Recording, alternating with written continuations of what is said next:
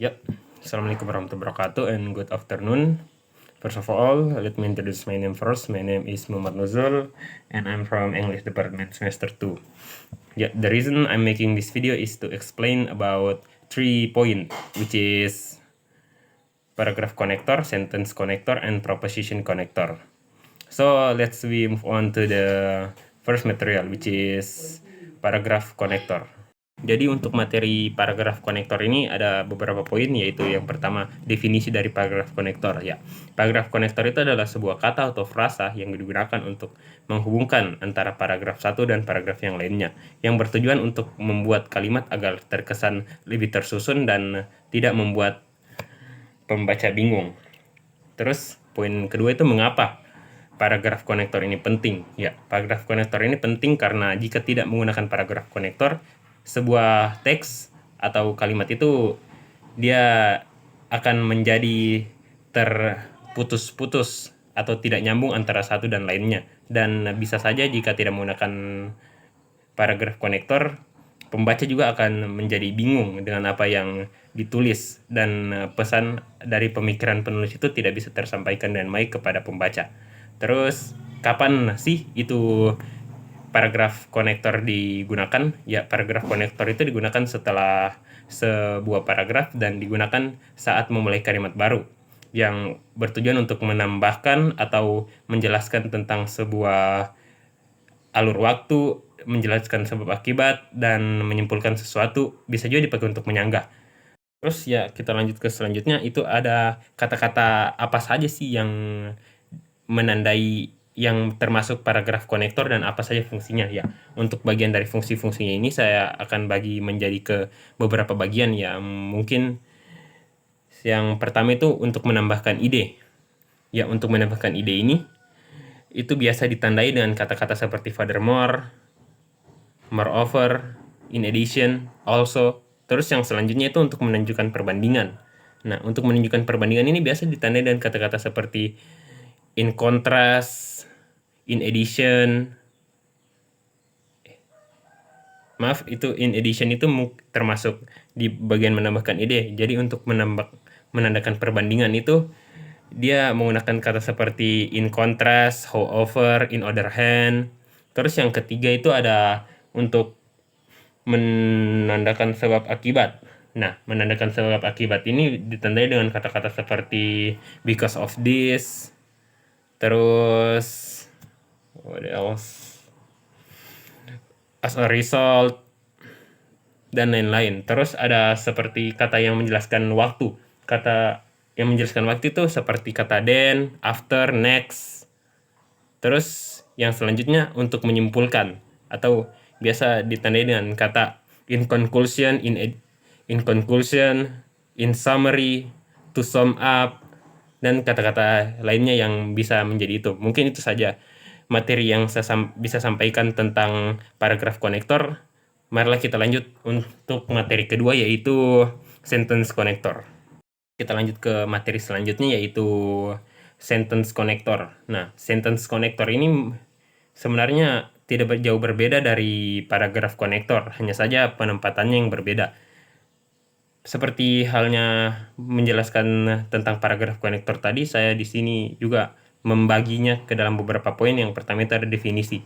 Ya, definisi dari sentence connector ini adalah sebuah kata atau frasa dalam sebuah paragraf yang digunakan untuk menghubungkan dua klausa atau kalimat menjadi satu.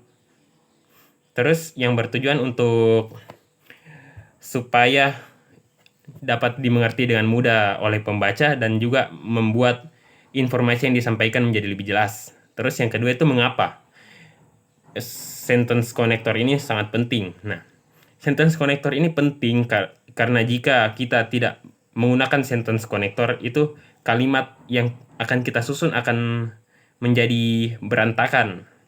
Misalnya kita menyampaikan sebuah ide, terus tidak ada dia punya konektor untuk melangkah ke ide selanjutnya, itu akan membuat pembacanya bingung.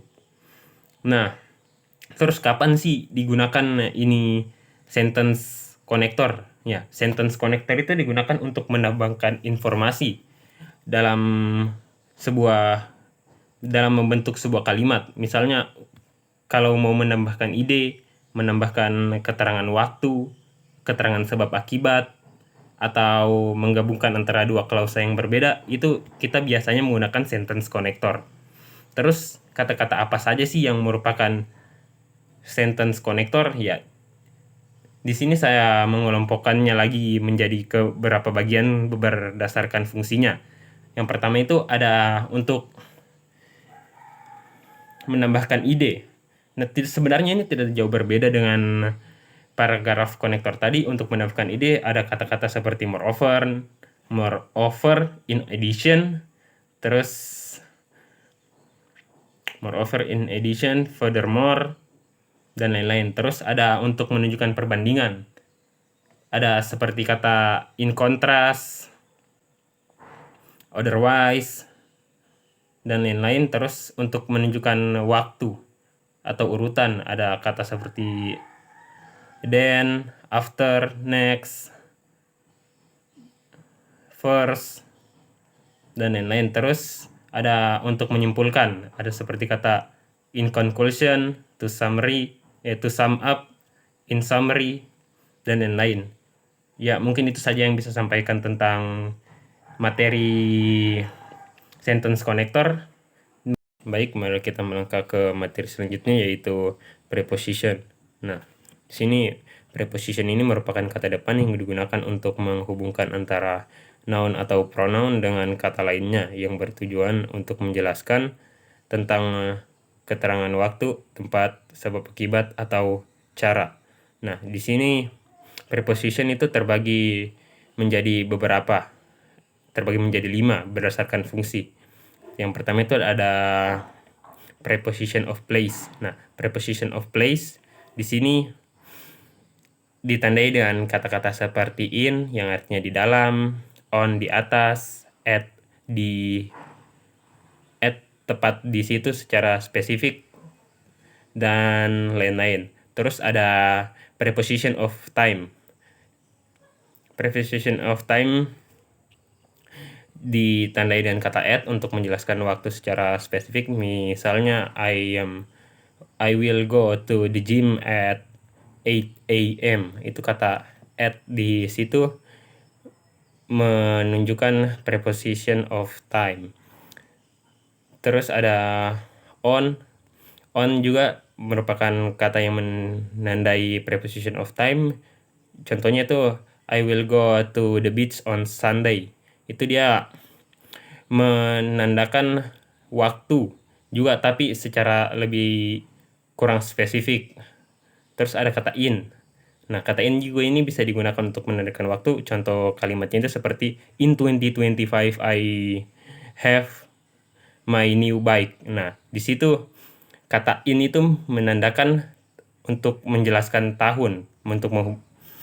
Untuk prepositionnya dia untuk menjelaskan tahun. Terus ada yang ketiga, ada preposition of manner. Nah, preposition of manner ini digunakan untuk menjelaskan tentang sebuah cara atau proses yang